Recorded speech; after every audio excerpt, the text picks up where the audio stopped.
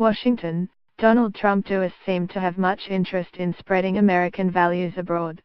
His administration has publicly denigrated the importance of promoting human rights and democracy, and Trump himself has repeatedly shown greater personal affection for dictators than Democrats.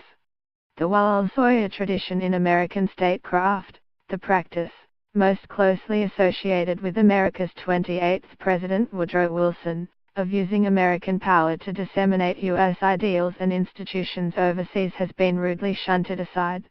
What is perhaps less appreciated is that this tradition was in deep trouble even before Trump took office.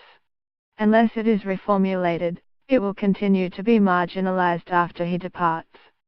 As Walter Russell Mead has written, Wowell-Sawyerism reaches back even further than the president for which it is named.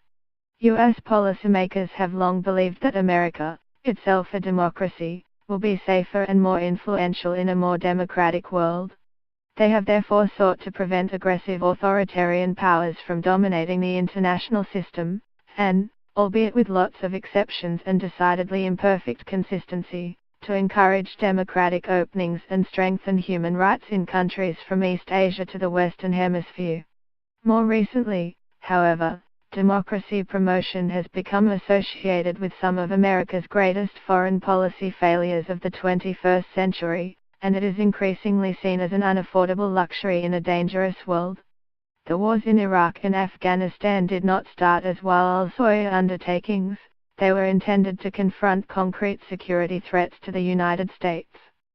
Yet both quickly evolved into prolonged nation-building missions that sought to bring democratic governance to troubled societies in the greater Middle East, and both ultimately proved to be costly, unsatisfying, and even perhaps counterproductive.